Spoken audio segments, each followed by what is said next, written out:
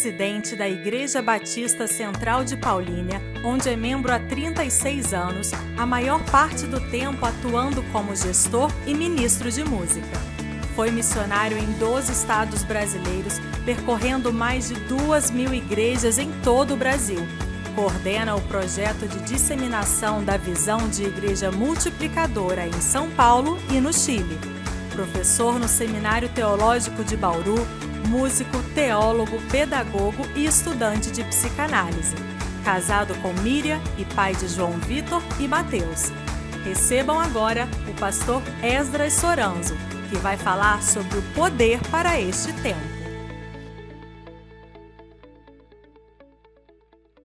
A graça e a paz do nosso Senhor e Salvador Jesus, povo de Deus. Júlia, corre aqui de novo, Júlia, por favor. Aonde está a Júlia? Júlia, volta pra cá. Espera aí que eu tô chegando. Onde está você, Júlia? Tô subindo. Aleluia. Cadê a Júlia? Queridos, é uma honra estar aqui nessa noite. Tudo que eu aprendi sobre igreja multiplicadora, no início de tudo, foram apenas com os livros da igreja multiplicadora. Mas o Senhor fez uma grande obra, colocando na minha vida homens de grande valor, que daqui a pouquinho eu vou falar um pouco mais sobre eles. E a primeira vez que eu estive no Multiplique foi em 2019. Então, essa é a terceira vez que eu estou no Multiplique. E poder ter a oportunidade de ministrar, tanto louvor quanto ministrar a palavra, é uma honra para mim. Porque desde pequeno, eu ofereci minha vida ao Senhor. O Espírito do Senhor me chamou e me deu um ministério. E eu amo, eu sou apaixonado por Jesus. Eu amo a igreja do Senhor Jesus. Eu amo o discipulado, eu amo gente. Então poder estar aqui ministrando é uma alegria para a minha vida. Eu pedi para chamar a Júlia porque quando eu fui convidado para ministrar o louvor, o Senhor me disse: você vai dividir o altar com a Júlia. A Júlia chegou na nossa igreja, juntamente com a sua família, precisando de muita restauração. Seu pai, sua mãe, ela, seu namorado, agora marido. E a Júlia, ela tinha um ministério de louvor que teve uma interrupção. Então, quando eu recebi o convite, o primeiro nome que veio no meu coração foi a Júlia.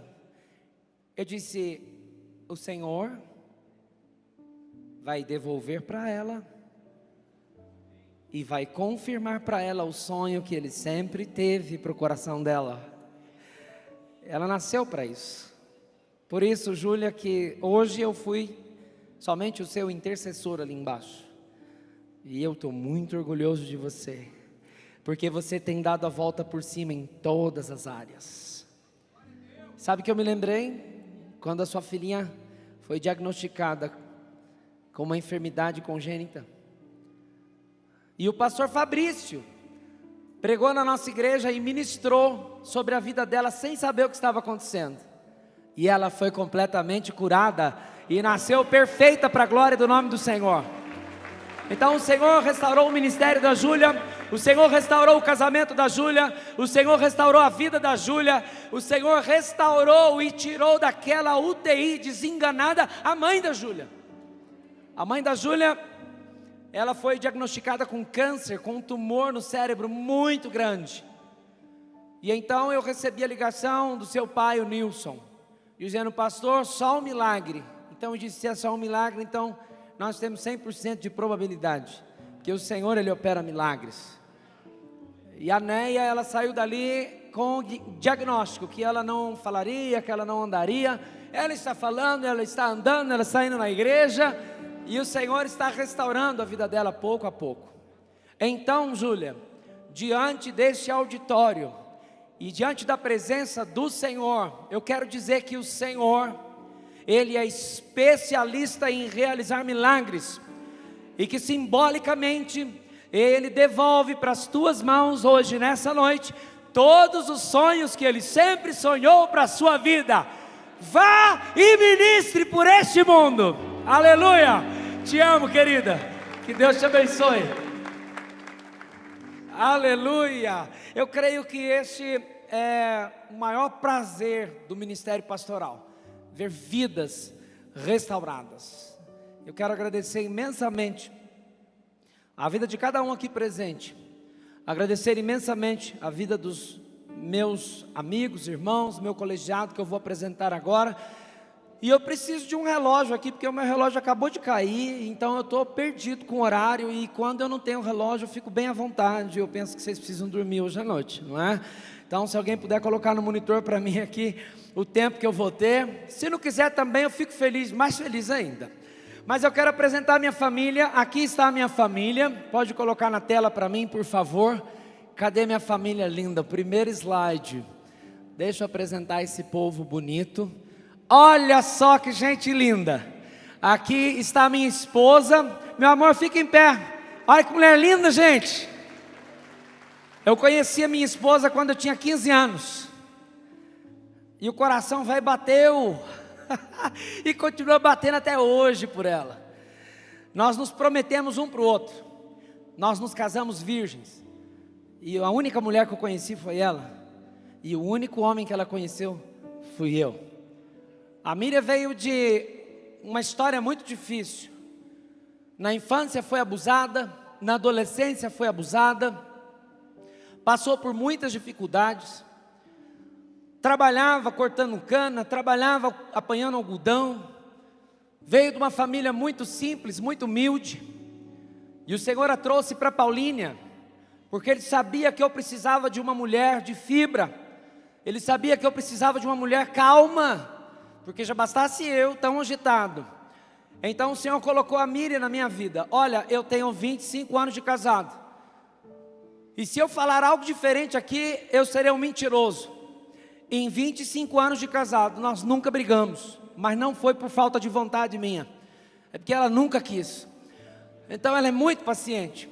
Também em 25 anos de casado, ela nunca reclamou de nada. Sabe o que é você não reclamar de uma comida, de uma casa, de não ter alguma coisa que você queira? E interessante que nós nos casamos, eu tinha 20 anos, e no primeiro ano de casamento, eu tive um chamado para trabalhar no Piauí. Eu trabalhava como assessor do prefeito em Paulínia, e o Senhor então me disse: eu quero você no estado do Piauí. Uma daquelas viagens missionárias que a gente inventa de fazer, e depois a gente fica apaixonado por aquele lugar. E então eu só voltei para Paulínia para pedir a conta. Ela pediu a conta, nós vendemos tudo que a gente tinha e nós fomos trabalhar no sul do Piauí. E do Piauí nós passamos para Maranhão, Bahia, bem resumindo, 12 estados, mais de 2.000 igrejas, trabalhando com revitalização de igreja.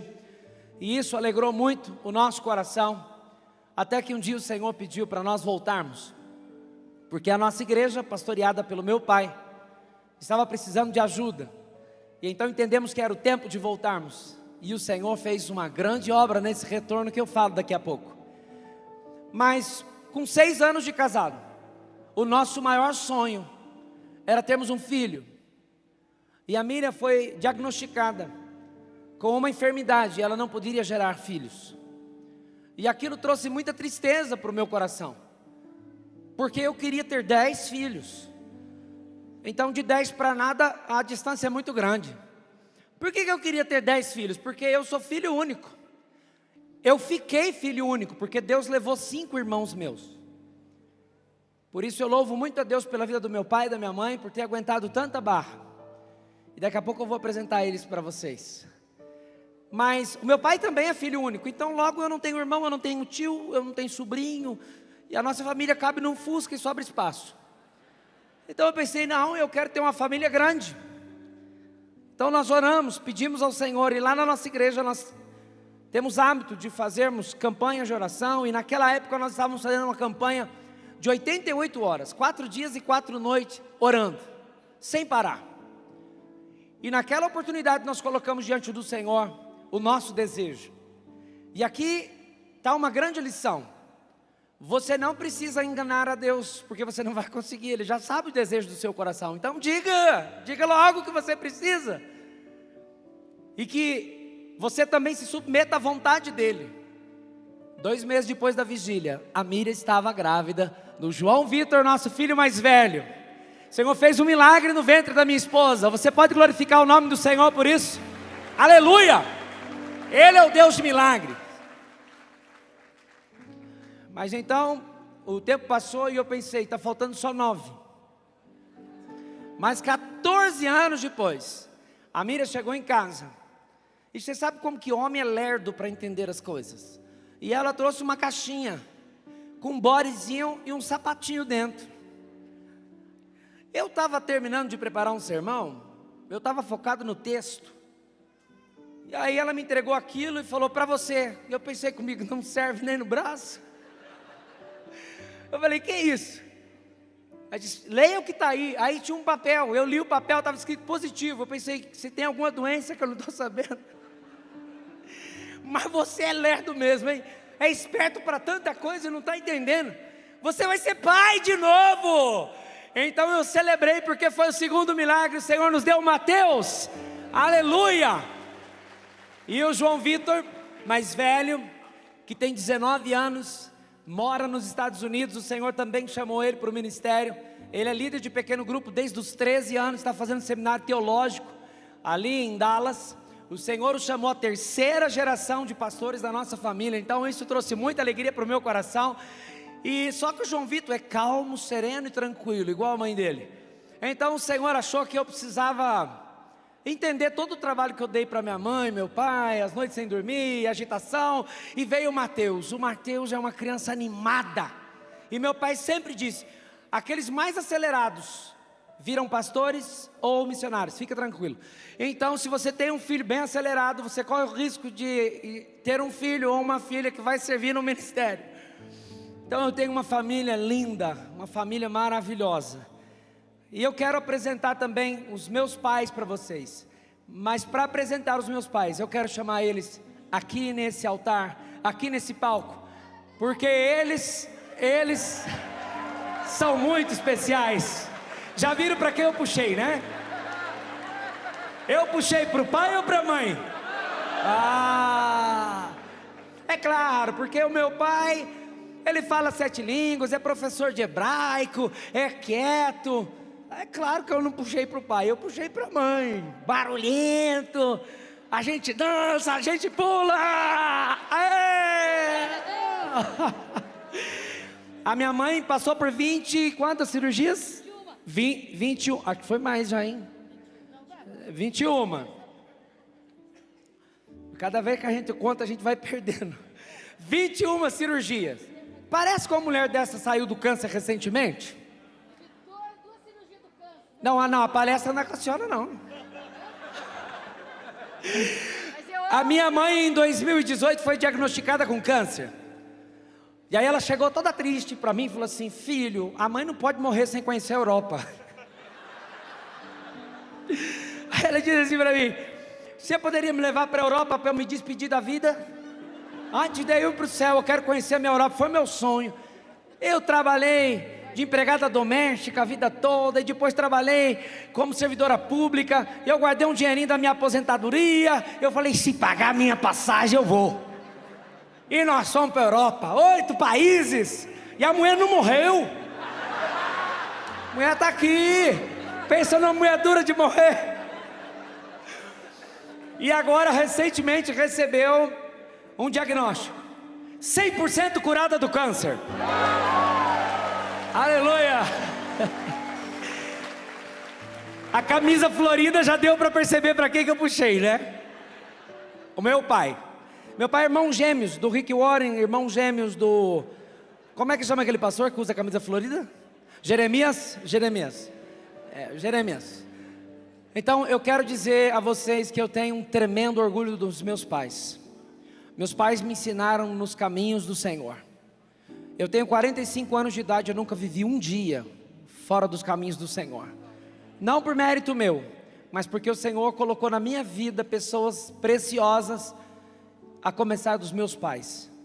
Vieram de famílias difíceis, situações difíceis. A família do meu pai veio do espiritismo, do baixo espiritismo. Meu avô era cavalo, recebia entidade. A minha mãe veio do catolicismo. Mas o Senhor, em 1976, alcançou este casal. E eu nasci em 1978.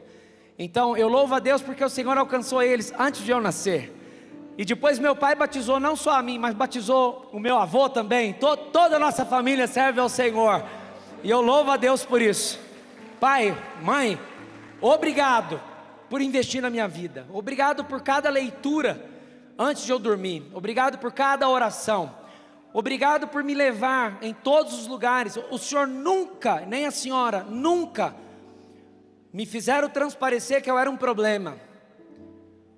Às vezes eu deitava em casa e acordava no cemitério, porque alguém morreu e sabe como é que é filho de pastor. Eu deitava em casa e acordava no hospital. E falei, como que eu cheguei aqui nesse hospital? Eu fui trasladado várias vezes nessa vida. Então, filho de pastor tem dessas, não é? Mas meus pais nunca falaram mal da igreja de Jesus. Eu só fui descobrir que na igreja de Jesus tinha gente imperfeita depois da adolescência. Mas já era tarde demais para não amar mais a igreja de Jesus. Então eu sou apaixonado pela igreja de Jesus. É um povo imperfeito que está sendo transformado pelo poder do Espírito Santo de Deus. Aleluia. Obrigado, pai. Obrigado, mãe. Obrigado, mãe. Você já vê esse homem pregar. É um tiroteio. Ele começa daqui para cá no português, ele volta no hebraico, depois ele vem para o grego. Eu só falo mineirês, mas tudo bem. Cada um na sua. Também quero apresentar para vocês aqui, tudo que é grande começa pequeno. Então nós começamos a Igreja Batista Central de Paulínia na nossa casa, e depois fomos para essa casa na escola bíblica. Mas aqui não eram os membros da igreja não, aqui tem um monte de americanos junto, porque na verdade meu pai pregava para mim e para minha mãe. A minha mãe cantava para nós dois e eu recolhia a oferta dos dois e dava tudo certo. E quando meu pai pregava, mesmo quando a igreja era pequenininha, que tinha 5, 10 pessoas, quando enchia tinha 17. O meu pai pregava assim, o Senhor vai nos dar Paulínia para Cristo. Eu olhava para trás e falei assim, homem louco, não tem ninguém aqui. Ou pensei, será que esse negócio vai ter que ser só com a gente, só nós três, para fazer tudo isso? Então, o Senhor abençoou e o Senhor nos levou para uma capela que nós ganhamos dos americanos. Eu louvo a Deus pela vida daquele povo abençoado. E quando essa capela enchia, meu pai é da área da engenharia também, de projetos. Meu pai projetou que as laterais da capela, que eram de madeira, abrissem. Porque meu pai era inteligente. Sabe o que meu pai fazia? Ele botava o número de cadeira que ele sabia que ia vir. Então ele imaginava, hoje vai ter 20 pessoas, então ele colocava 20 cadeiras. E aí no meio do culto, quando chegava uma pessoa a mais, ele falou, perdão queridos, porque está cheio, está lotado. Aí vinha uma pessoa com aquela cadeira. Na capela, era banco, não dava para fazer isso. Então ele teve que inventar que as paredes tinham que abrir, porque ele é revolucionário. Ele sempre esteve 20 anos na frente dos colegas dele. Então, muitas vezes no meio do culto, você só via diácono passando com aqueles ferros assim, e abrindo, parecia uma nave espacial de madeira aberta. Aí o Senhor nos levou para este lugar, que é o... Aqui já, eu acho que eu passei alguma coisa errada aqui, gente. Peraí. Sim. Ah, tem uma foto invertida, é por isso, perdão. O Senhor nos levou para esse salão. Esse aqui sou eu, de azul aqui, ó, de calça azul. Quem reconheceu o carro é porque é jovem há mais tempo. Aqui sim, o nosso templo. Nós construímos isso aqui com muito sacrifício. Foram anos construindo. Todo mundo como voluntário, trabalhando, afinco. Até que encheu, não tinha mais o que fazer. Tinha 3 cultos. Você vê que não tinha espaço nem mais para o Espírito Santo passar ali. Então tinha que fazer alguma coisa. Estava lotado. E a gente não aguentava mais pregar a mesma coisa em 3 cultos. Então pedimos, Senhor, nos dê um local maior. E o maior local da cidade era o shopping da cidade. Então nós alugamos o shopping da cidade. E ali nos reunimos por algum tempo. Metade das salas do shopping viraram salas da escola bíblica e sala também do Ministério Kids. E os gabinetes. Então era muito estranho. A pessoa estava passeando nas lojas pernambucanas, americanas, não sei que loja que tinha na época. E de repente parecia uma igreja lá do nada. Mas uma coisa me lembro, que em todos os jornais da cidade apareceu uma manchete, uma publicação. Igreja Batista salva shopping de falência. Ninguém ia no shopping, a cidadezinha era pequenininha, 130 mil habitantes, e Campinas é colado, todo mundo ia no shopping de Campinas. Mas imagina só, 1000 pessoas entrando, parecia um mar de gente entrando, e crente quando acaba o culto faz o quê? Então nós reagimos àquela praça de alimentação. Pensa num povo que tem saudade da gente. Saudade por quê?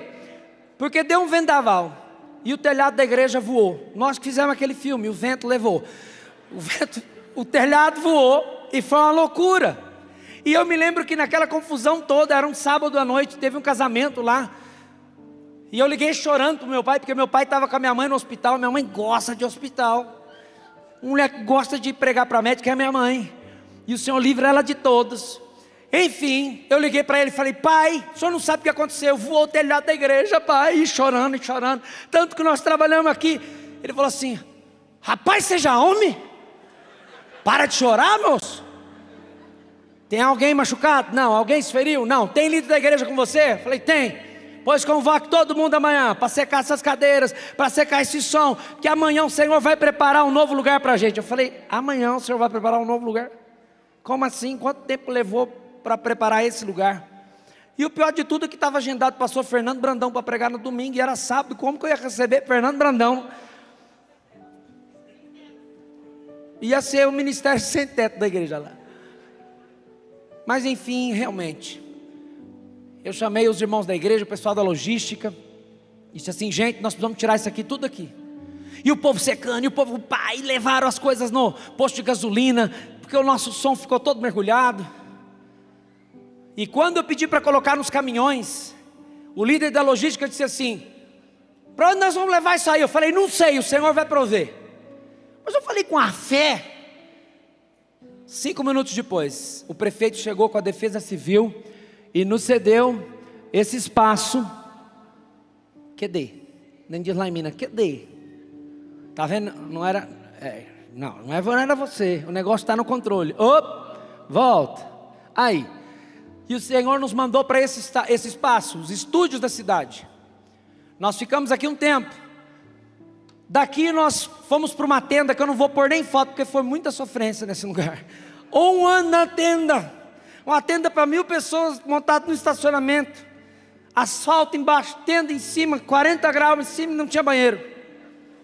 Pensa numa igreja que passou pela tribulação antes da hora. As grávidas começavam a desmaiar, o povo saía de SAMU. Mas foi um tempo assim que sabe que o Senhor deu aquela chacoalhada para ver quem que era crente mesmo, que só crente aguentava aquilo. Até que o Senhor preparou para nós uma fábrica, mas antes nós passamos pelo teatro, em vários eventos que nós fizemos com a cidade, até que o Senhor preparou essa fábrica para nós. Nós estamos lá até hoje.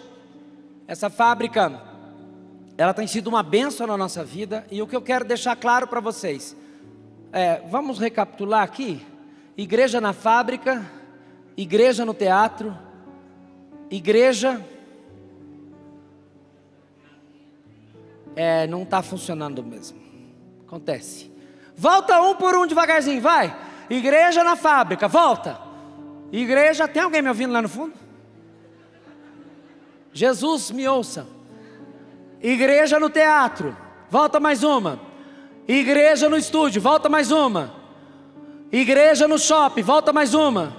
Igreja no auditório, no templo, volta mais uma. Igreja no salão, volta mais uma.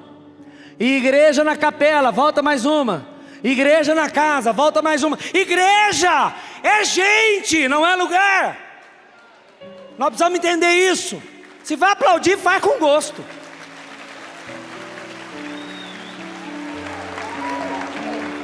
É isso. Igreja é gente. Igreja é gente, não é auditório, não é prédio. Por exemplo, igreja no centro de convenções, igreja no hotel. Então, igreja nas escolas com o nosso instituto, igreja no pequeno grupo. Pode ir mais uma. Esse é o meu pequeno grupo. Já sei que tem gente pensando assim: mas pequeno grupo está muito grande. Calma, respira, ô irmão. Por isso que Deus não te abençoa. Oxe, o que aconteceu aqui? Esse sujeito de preto, do lado desse sujeito de vermelho, o nome dele é Jucimar. O Senhor trouxe o Jucimar para o nosso pequeno grupo. Esse dia foi o dia de maior susto da minha vida, porque o Jucimar chegou, trazido pelo Ricardo, que é casado com a amiga da minha esposa, que pelo RI, pelo relacionamento intencional, ele veio para o nosso pequeno grupo. E quando ele chegou, todo mundo se apresentando, o pequeno grupo era pequeno ainda. Ele disse assim: tá ligado que eu estou muito contente de estar aqui com vocês. Eu acabo de sair da tranca de Avaré. Eu puxei mais de 120 anos, mas aí eu fui liberto por um milagre. E eu estou aqui com vocês, valeu.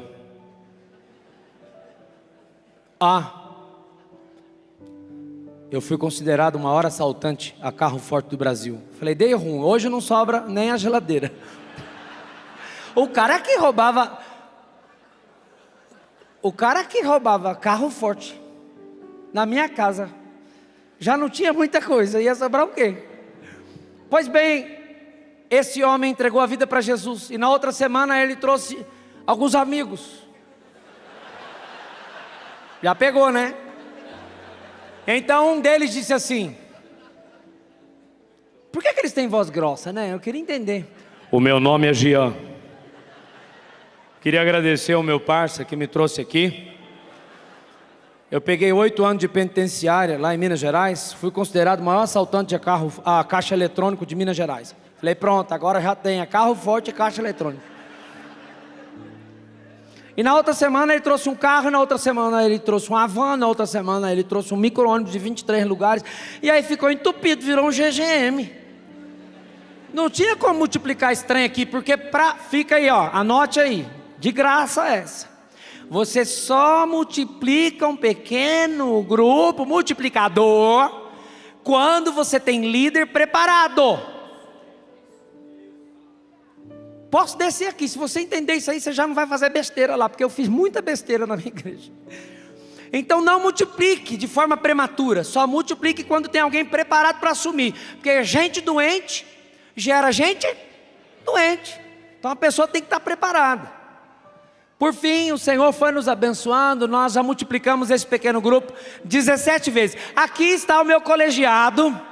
Pastor Esli, cadê você, Esli? Fica em pé aí. Você é a Jalile. Pastor Esli, Jalile, pastor de missões e pastor de crianças da nossa igreja. Aqui está meu velhinho, pastor João Carlos e Cláudia. Era pastor de membros até agora há pouco. Agora ele inventou de plantar outra igreja, a 5ª igreja que ele está plantando. Edmar, pastor de educação cristã, não está entre nós. Pastor Ronaldo, cadê você, Ronaldo? Fica em pé aí, Ronaldo, onde você está?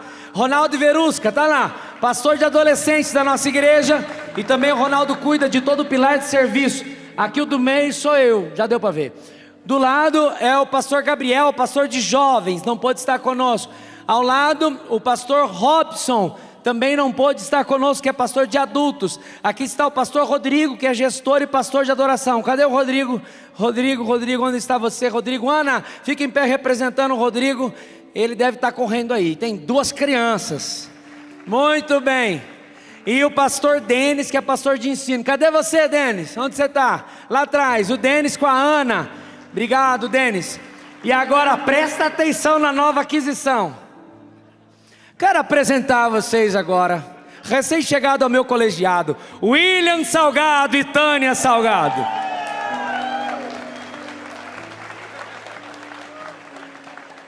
Vai bombar a PGM 2024. O Senhor tem sido bom conosco. O Senhor é que faz todas as coisas. E eu louvo a Deus, porque Ele tem nos abençoado. Essa foto é recente, da nossa viagem ao Chile. Eu tenho trabalhado não só como coordenador do estado de São Paulo, mas também como coordenador do Chile. E o Senhor colocou na minha vida um casal maravilhoso. Pastor Juan Pablo, por favor, pastor Juan Pablo, pastor Elcita, por favor. Sim, pastor Elcita. Esses são os meus discípulos. Meu primeiro casal de discípulos lá no Chile. Eu gostaria de apresentar agora a nossa delegação lá do Chile. Fique em pé, por gentileza. Quero convidar também todos os meus pastores, também convidar todos aqueles que fazem parte de um grupo de mentoria do Estado de São Paulo e também os membros da minha igreja. Onde está o Estado de São Paulo? Cadê você? Cadê o Estado de São Paulo? Bora, gente, bora. Paulo Eduardo lá atrás, uma bênção, um homem de Deus. Olha aí, eu quero agradecer por cada um de vocês, que Deus abençoe em nome de Jesus. E aqui nós tivemos um Multiplique em setembro com 400 chilenos. Essa convenção, ela não tem 2.000 batistas, e nós tínhamos 400 pessoas nesse Multiplique. Nós percorremos 3.000 quilômetros em 15 dias, 19 igrejas e 11 congressos, para a honra e glória do nome do Senhor. Há 4 anos atrás, eu sonhava todas as noites com alguém orando em espanhol. Eu pensei comigo, o Senhor vai me levar para a Espanha, não é possível. E então todo dia sonhando, até que o Senhor mostrou que era o Chile que o Senhor tinha plantado no meu coração. Eu amo o Chile. Como é o grito de guerra? Xixi, lelele? Chile! Lelele! Olha aí, povo chileno! E eu quero mostrar a última foto, que é o meu discipulador. Flávio, cadê você? Cadê você, Flávio? Fica em pé. O Flávio é o meu grande amigo. Na pandemia, o Flávio me salvou de mim mesmo. Obrigado, Flávio. O Flávio me ensinou o que é ter uma vida de oração. Me ensinou o que é ter uma vida de leitura da palavra. Me ensinou o que é ter uma vida devocional. O Flávio me ensinou a recalcular a rota, a mudar todo o planejamento estratégico da nossa igreja para ser uma igreja relacional. O Flávio investiu em mim esses últimos 3 anos. E eu quero deixar claro que tudo que ele pediu para fazer eu fiz. Eu sou obediente. Até o dia que ele foi se hospedar em casa, que estava pingando a torneira, ele fez eu trocar a torneira, senão ele ia encerrar o discipulado. Então, eu agradeço a Deus pela sua vida, Flávio. Você é um dos maiores discipuladores que o Brasil tem. Você é um grande homem de Deus, e eu louvo a Deus pela sua vida. Você faz um trabalho de formiguinha e nos bastidores, e centenas de pastores em todo esse Brasil têm sido abençoados por sua causa. Eu louvo a Deus pela sua vida em nome de Jesus. Vamos lá para o texto. Eu nem comecei ainda e tem 17 minutos. Eu gostaria de falar com vocês nessa noite sobre o poder para este tempo. O poder para este tempo. E eu gostaria de pensar numa indagação. O que o poder do Espírito Santo produz em nós, no ser humano, na igreja? O que o poder do Espírito Santo pode produzir na sociedade? Para isso eu quero ir para Atos capítulo 19, verso 1, eu vou abandonar esse controle, vocês cuidam aí para mim atrás, e vamos avante. Atos capítulo 19, verso 1, vamos ler o texto que diz assim: enquanto Apolo estava em Corinto, Paulo, atravessando as regiões altas, chegou a Éfeso. Ali encontrou alguns discípulos, e lhes perguntou: vocês receberam o Espírito Santo quando creram? Eles responderam: não, nem sequer ouvimos que existe o Espírito Santo. Então, que batismo vocês receberam? Perguntou Paulo. Ora, o batismo de João, responderam eles. Disse Paulo: o batismo de João foi um batismo de arrependimento. Ele dizia ao povo que cresce naquele que viria depois dele, isto é, em Jesus. Ouvindo isso, eles foram batizados em nome do Senhor Jesus. Quando Paulo lhe impôs as mãos, veio sobre eles o Espírito Santo, e começaram a falar em outras línguas e a profetizar. Eram ao todo uns 12 homens. A gente vai ler mais um pouquinho daqui a pouco. Eu creio que quase todos aqui são conhecedores das Escrituras e teólogos melhores do que eu, então não preciso ficar chovendo no molhado aqui.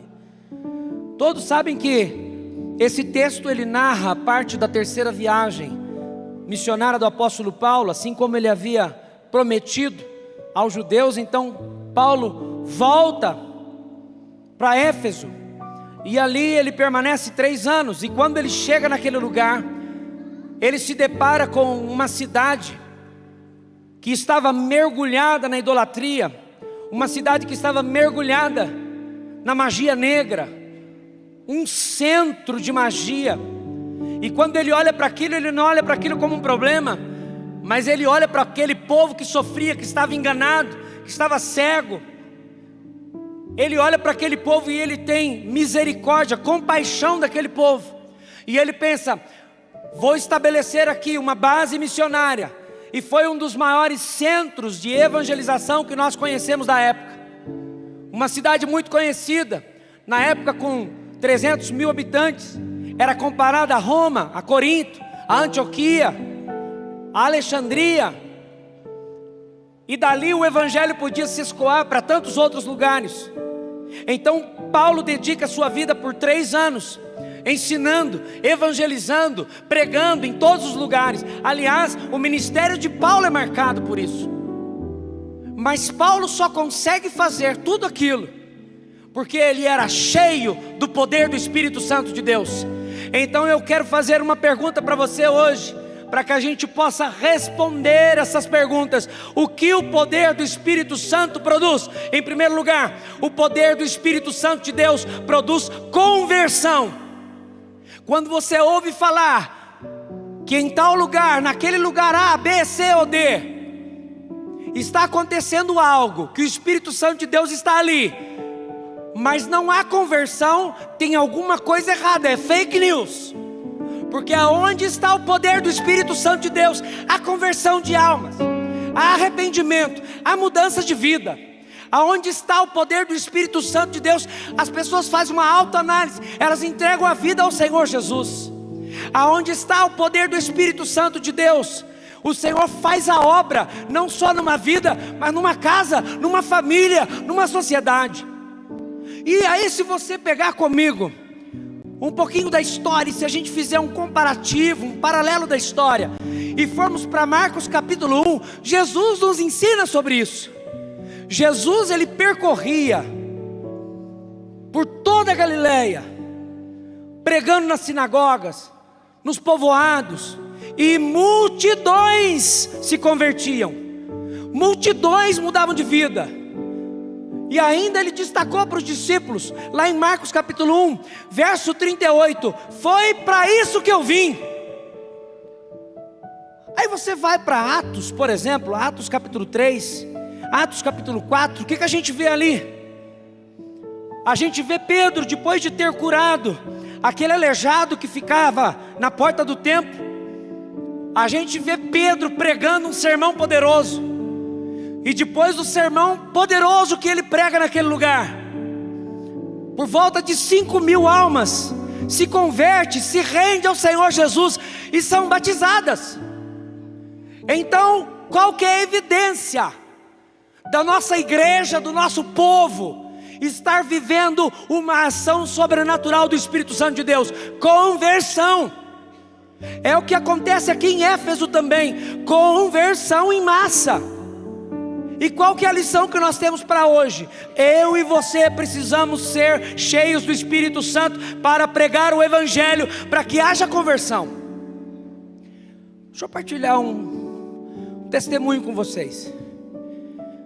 Durante 40 anos da minha vida, nascido e criado na igreja, eu descobri que eu não ganhava almas para Jesus. Eu descobri que eu era um missionário, um pastor que pregava no púlpito, mas eu não evangelizava, eu não discipulava vidas. Eu descobri que cada pessoa que entrava no batistério da minha igreja era fruto de discipulado ou do evangelismo de alguém, não meu. Eu aprendi que pastor gera pastor e ovelha gera ovelha, mas é uma mentira. Discípulo gera discípulo. Não importa se você é pastor ou ovelha, porque o pastor, ele não tem DNA de pastor, ele tem DNA de ovelha. O que é um pastor? É uma ovelha líder. E ele tem responsabilidade de ministrar na vida de outros, assim como todo rebanho. Agora, a maior alegria é quando você começa com relacionamentos intencionais, e você passa na padaria, e você passa no posto de gasolina, e você passa no hospital quando você precisa, e você passa numa farmácia, e você vai se relacionando e vai ganhando aquelas pessoas para Cristo.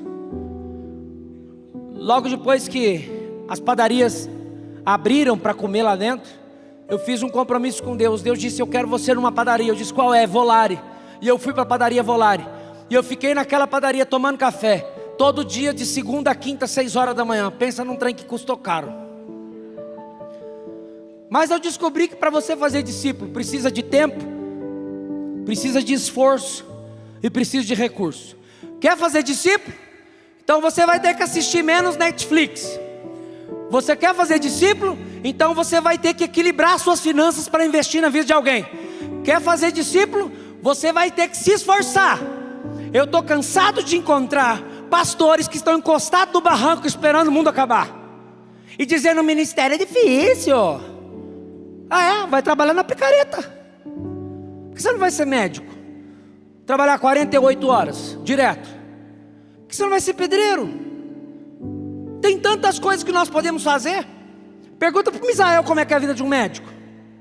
Parece que tudo que é para o reino é mais difícil. Deixa eu dizer uma coisa para você. Quando você se joga nas mãos do Senhor, quando você se coloca nas mãos do Senhor, dizendo: Senhor, eu quero ganhar almas, você nem percebe as dificuldades. Você começa a olhar vidas. É como uma mãe que levanta na madrugada para sacudir a criança. Toda noite, uma hora aquela criança cresce. E depois que ela cresce, você nem se lembra que passou por tudo aquilo, porque a alegria de ter um filho crescido, maduro, é muito grande. Então invista em gente, invista em pessoas, mas você só vai ver conversão se você estiver cheio do Espírito Santo de Deus. Se você se lembrar da passagem de Marcos capítulo 1, você vai ver que uma coisa que marca aquele povo é que eles diziam: olha só, o ensinamento desse homem, que diferente, tem autoridade. E aonde está a autoridade para nós pregarmos, para que haja conversão? No Espírito Santo de Deus. Nas últimas décadas falamos muito sobre a pessoa de Jesus, e que bom que falamos. Falamos muito sobre a graça, e que bom que falamos. Mas nós estamos negligenciando a figura do Espírito Santo de Deus. E é Ele que está aqui, Ele é o penhor, é Ele que opera, é Ele que dirige, é Ele que toca, é Ele que nos diz que precisamos nos arrepender. Sem intimidade com o Espírito Santo não vai acontecer nada. Segunda coisa, o poder do Espírito produz transpiração. O que é isso? Se você observar a partir do verso 8, você vai ver que Paulo, ele pregava com liberdade. Olha lá, verso 8. Paulo entrou na sinagoga e ali falou com liberdade durante 3 meses, argumentando convincentemente acerca do reino de Deus. Mas, sempre tem mais. Alguns deles se endureceram e se recusaram a crer, e começaram a falar mal dos cristãos. Olha aí, não é coisa nova. Paulo então afastou-se deles, tomando consigo os discípulos, passou a ensinar todo domingo à noite. É isso que está escrito aí? O que está escrito aí? Diariamente, passou a ensinar diariamente na escola de Tirano. Isso continuou por 2 anos, de forma que todos os judeus e gregos que viviam na província da Ásia ouviram a palavra do Senhor. A partir de Éfeso, o evangelho se espalhou por toda a Ásia. Parecia um vírus gospel. Ele não se intimidou. Ah, não pode pregar aqui? Não, tá bom, eu vou para outro canto. Vocês não vão me calar. O meu desejo de ganhar alma é tão grande que eu vou pregar em qualquer lugar. E não é uma vez por semana não, todo dia. E se nós entendermos que discípulos nós fazemos todos os dias pelo poder do Espírito Santo de Deus, nós vamos transpirar para fora das paredes, dos portões, das salas, dos templos de nossas igrejas. Está na hora de pararmos de fazer missa para nós mesmos. Eu vou falar para você, tem missa que é mais animada que muitos cultos de nossas igrejas. Eu vou falar uma coisa para você. Tem um lugar que eu vou que parece que o funeral que meu pai faz é mais animado do que alguns cultos. Quando há poder do Espírito Santo de Deus em nós, nós não paramos, nós não nos calamos, nós nos alegramos, nós vibramos. O Senhor está em busca de igrejas vibrantes, para que as pessoas olhem para nós e elas acreditem que realmente houve uma grande transformação em nós. Quando você vai lá para Marcos capítulo 1, o que acontece lá? Todos ficavam maravilhados com a autoridade do ensino de Jesus. Não era como mestres da lei. Oh, irmãos, nós estamos vivendo um tempo onde a gente está cheio de teólogo. Nós estamos fazendo coleção de diploma na parede, mas está faltando fogo, está faltando vida, está faltando paixão por almas. Vou falar um negócio pra você. Esses dias eu vi um videozinho do meu pai. Meu pai com 73 anos está plantando uma igreja aqui no sul de Minas. E eu vi meu pai de joelhos esfregando o chão da igreja para poder fazer a inauguração sexta-feira, agora dia 17. Com 73 anos, minha mãe com 70, meu pai vai de roça em roça, de casa em casa, meus pais vão para evangelizar. E sabe o que está acontecendo ali? O evangelho está transpirando para Ouro Fino, Jacutinga, para São José, para Crisólia. O evangelho está transpirando para aqueles lugares. Aí a gente escuta o pastor falando que vai aposentar com 60 anos. Eita, larga a mão de ser preguiçoso. Aposentadoria, não tem aposentadoria aqui, minha gente.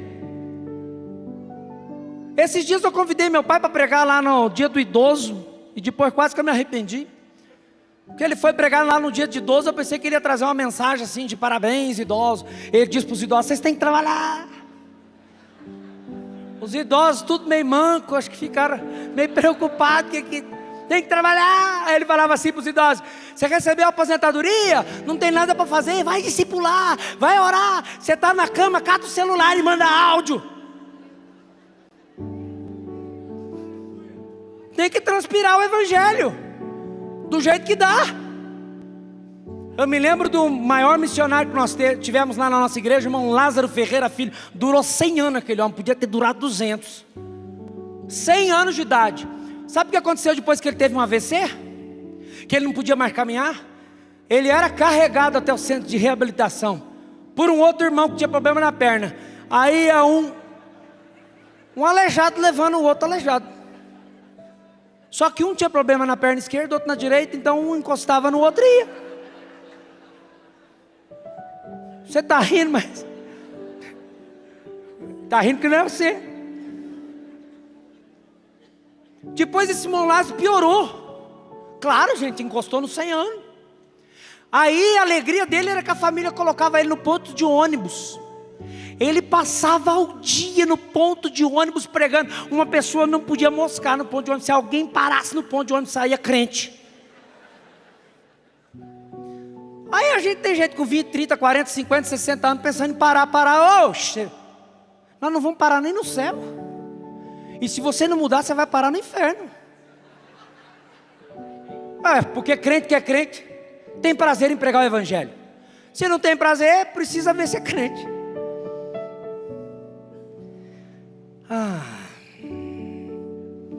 O que nós precisamos fazer nos dias de hoje? Nós precisamos sair das quatro paredes. Nós precisamos invadir todos os setores da sociedade. Nós precisamos atrair a sociedade até nós. Nós precisamos exalar o bom perfume do Senhor. Nós precisamos invadir o inferno para resgatar almas. Sabe qual é o problema? Constantino botou na cabeça do povo que essa questão de igreja, ela está como se ela tivesse assim, atrás de uma porta, e a porta fosse muito poderosa, e o diabo não entra naquela porta, a igreja está protegida ali dentro. Mas o texto, não tem texto que fala isso. O texto diz que a igreja, ela vai avançando. É as portas do inferno que não conseguem aguentar a igreja chegando, entrando para resgatar vidas. Nós temos que meter o pé na porta do inferno, arrebentar a porta do inferno para resgatar vidas. Saquear o inferno. Deixa eu falar uma coisa, você vai desistir mesmo do seu irmão, da sua irmã, do seu pai, da sua mãe, do seu vizinho? seu patrão. Você não pode desistir dele. Você precisa entender que muitas vezes as reações que ele tem não é dele. Muitas pessoas precisam de libertação, e nós vamos falar disso daqui a pouco, se der tempo, porque eu já estou devendo 7 segundos. Terceiro lugar, o poder do Espírito Santo produz milagres. Olha o verso 11. Você está no Congresso Batista? Tá. Deus fazia milagres extraordinários por meio de Paulo, de modo que até lenços e aventais que Paulo usava eram levados e colocados sobre os enfermos. Estes eram curados de suas doenças. Quem que fazia milagres extraordinários? Deus. Por meio de quem? Paulo. A gente tem medo até de orar para alguém que está enfermo. A gente vai orar para alguém que está na UTI, e a gente ora mais ou menos assim. Olha quanta fé. Pai, o Senhor é soberano. E eu tenho medo, né? Falta falar isso.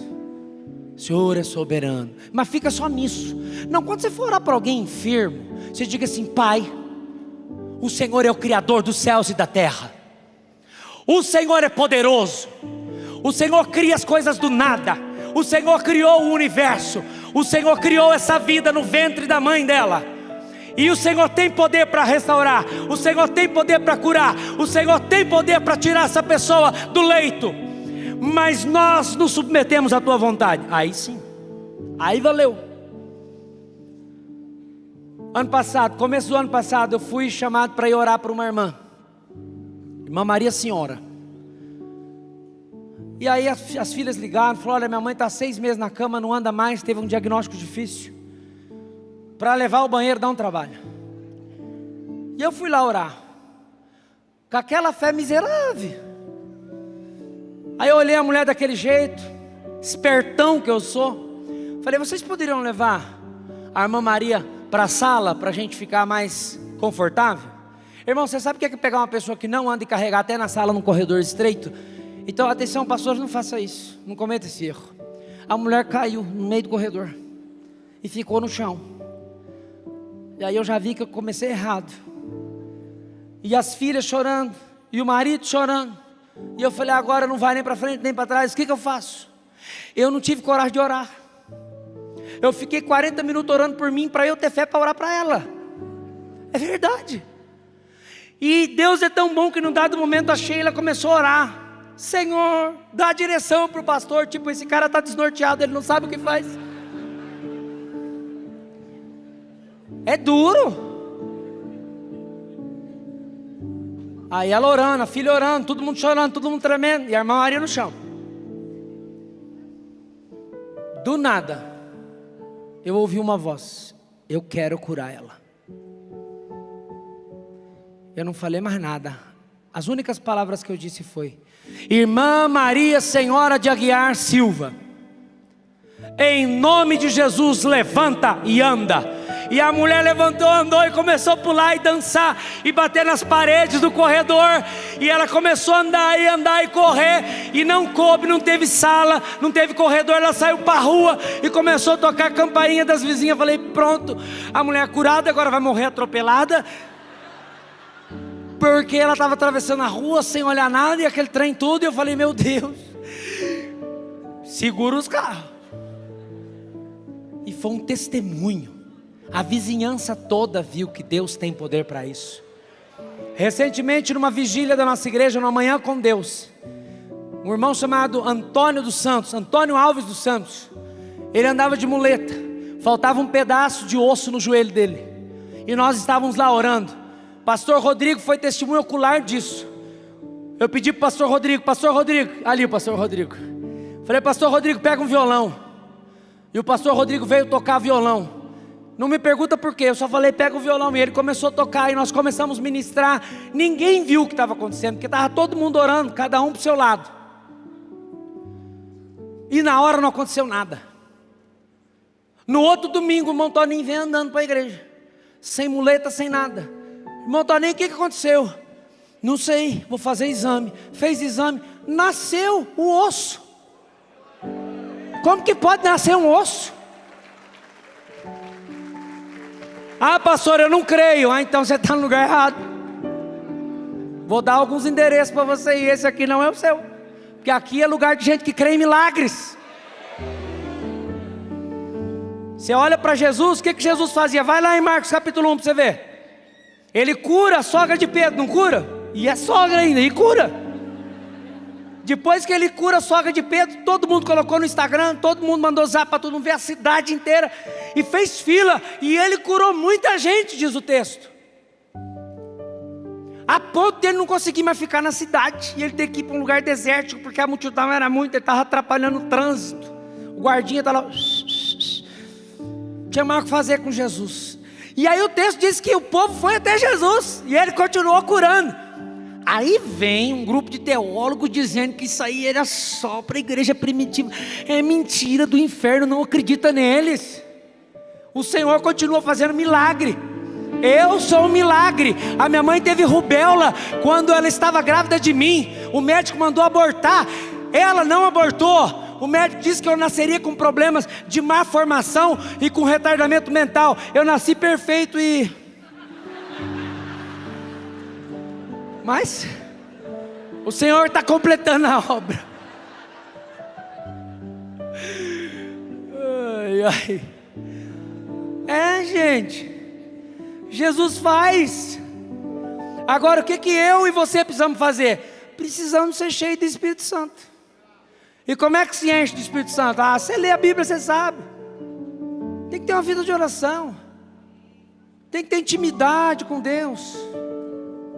Em vez de você ficar ouvindo uns trem que não deve, salmos, cânticos, hinos espirituais. Lembra? É assim que se enche do Espírito Santo. Em vez de ficar falando abobrinha, fofocando a vida dos outros, murmurando, reclamando da convenção, vai trabalhar. Passa o dia cantando. Acorda cantando. Faz um dó para mim, irmão. Deus não rejeita a oração. Oração é alimento.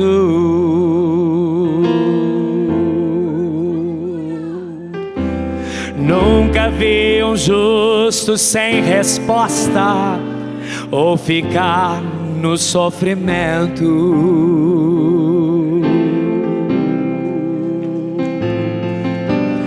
Basta somente esperar o que Deus irá fazer.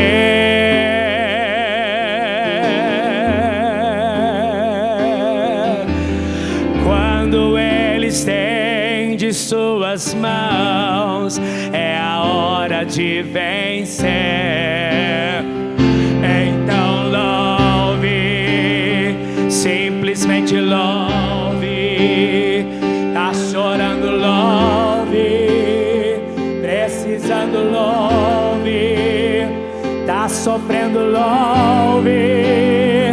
Não importa, louve. Seu louvor invade o céu. Deus vai na frente, abrindo o caminho, quebrando as correntes, tirando os espinhos. Ordena os anjos pra contigo lutar. Ele abre as portas pra ninguém mais fechar. Ele trabalha pra quem nele confia. Caminha contigo de noite ou de dia. Erga suas mãos, sua bênção chegou.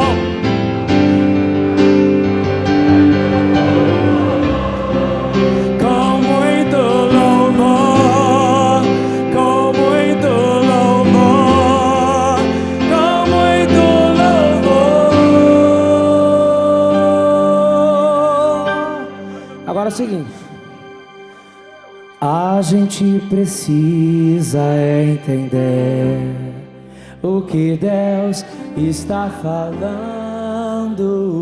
Aí tem uma hora que ele fica quietinho. E aí? Quando ele fica em silêncio. Ele tá dormindo? Ah, é isso aí. Aí a gente tem que fazer o quê? Declare comigo assim, olha só. Basta somente esperar o que Deus irá fazer. E Ele está fazendo. Quando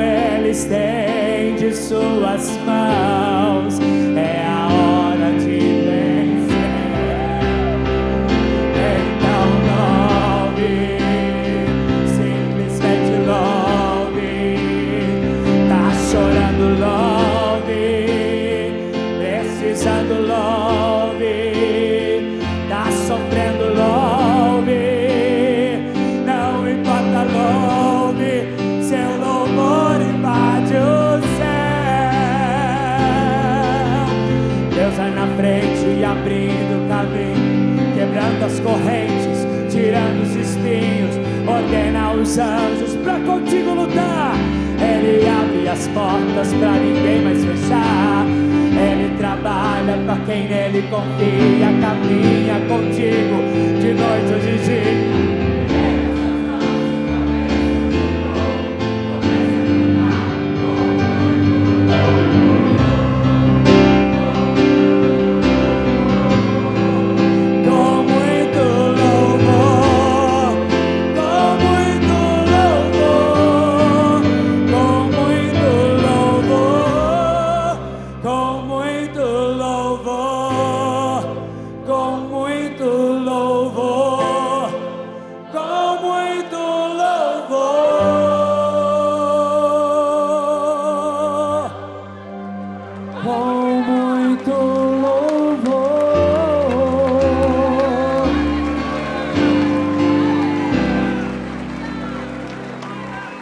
Irmãos, Deus não faz milagre no meio de murmuração.